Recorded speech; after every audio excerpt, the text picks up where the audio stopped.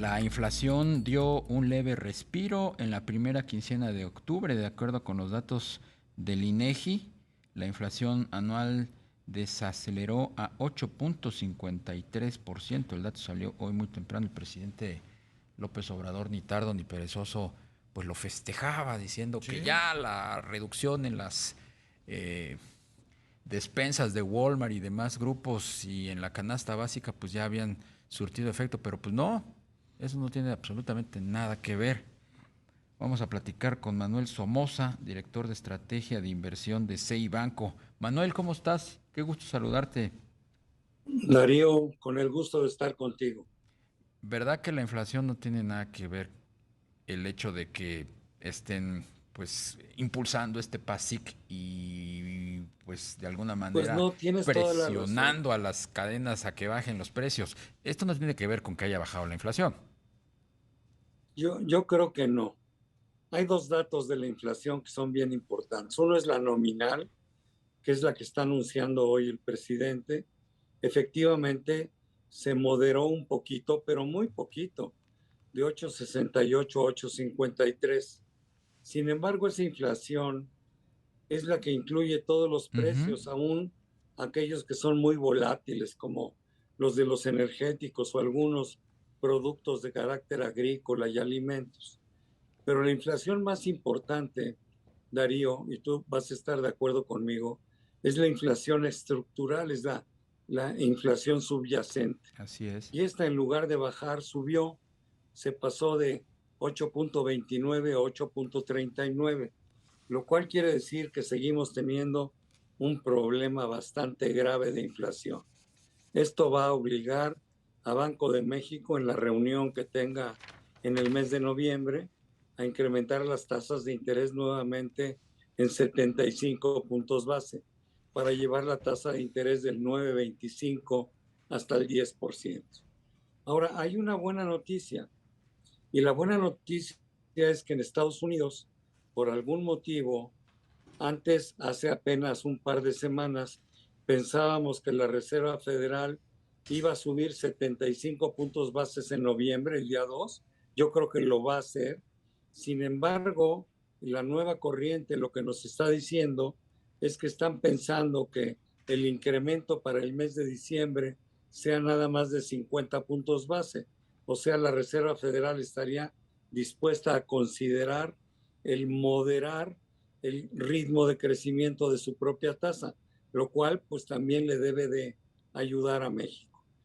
Pero la verdad sea dicha, la inflación subyacente es la que manda, sigue estando muy alta y tenemos que seguir luchando todos juntos para tratar de bajarla. Esto es gobierno, todos los participantes en los procesos económicos, y nos falta un largo trecho por recorrer, porque de esta manera la inflación en el 2023 pues va a seguir siendo demasiado alta. claro. Manuel, ¿cómo estás? Te saluda Rogelio Varela. Manuel, otro tema que pues ha gravitado en estos días ha sido este reporte de Moody's Analytics en torno al tipo de cambio y la posibilidad de un movimiento abrupto. ¿Tú ves esa posibilidad como cercana?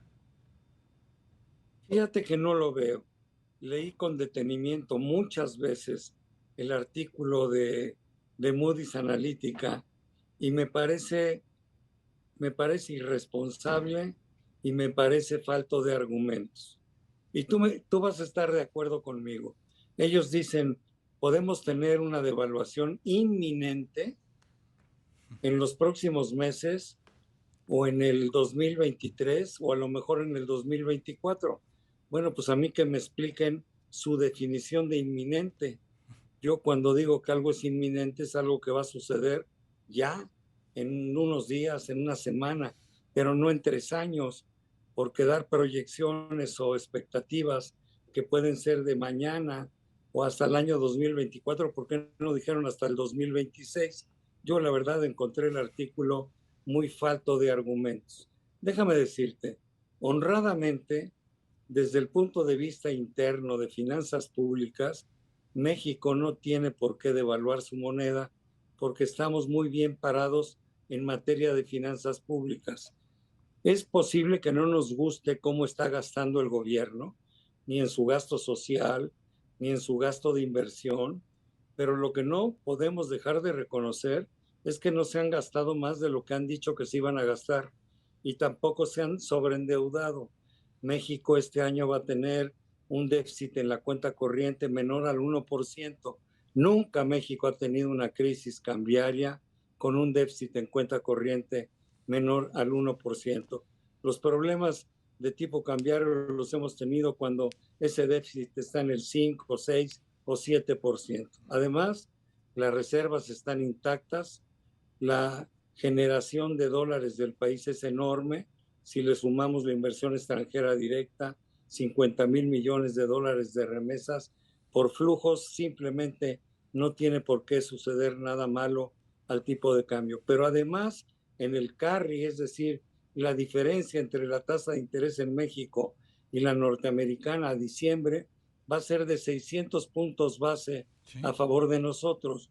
Entonces yo honradamente no creo que vayamos a tener un problema cambiario. Yo veo el tipo de cambio cerrando en diciembre a niveles de 20.25, máximo 20.30, y para el 2023, pues ya siendo muy pesimista, lo vería en 21.30, que sería una devaluación del 6%. No veo por dónde podamos tener una devaluación del 20%. Ahora bien, la moneda mexicana se mueve también por factores externos. Si, por ejemplo, la tasa de interés en Estados Unidos, en lugar de subir al 4,5%, como todos estamos esperando, se fuera al 10%, pues entonces sí, amárrense los cinturones, porque vamos a ver una devaluación muy importante en el peso, en el real, en todas las monedas de países emergentes, aún en monedas duras como el euro y el propio yen.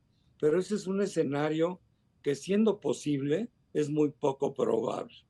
La verdad es que todo el mundo ve la tasa de interés en Estados Unidos en el 4,5%, y de esta manera yo creo que el peso mexicano va a seguir manteniendo su fortaleza por lo menos los próximos 15 meses.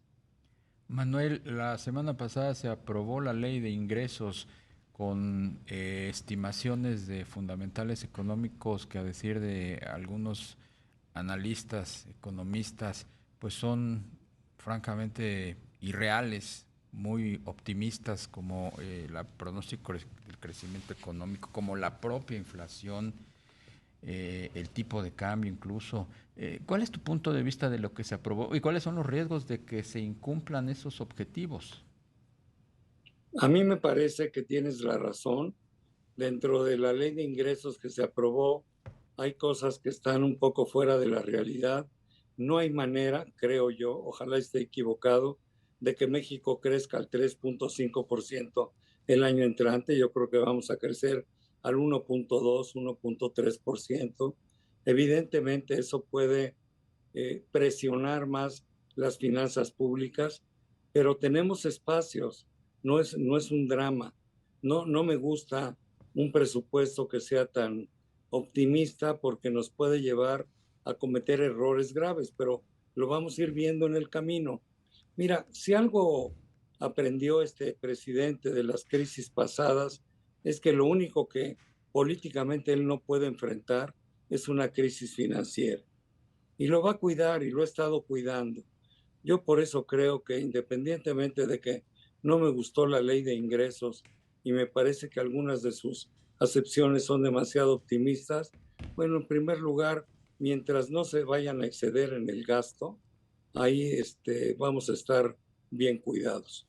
Y eso lo vamos a ir viendo, pues ahora sí que cada trimestre, ¿no? No creo que sea algo que suceda de la noche a la mañana.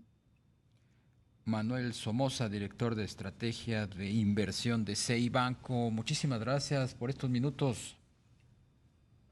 No, hombre, gracias a ti, gracias a Darío, y aquí encantado en platicar con ustedes cada vez que lo deseen. Gracias, Gracias, igualmente, Manolo. que tengan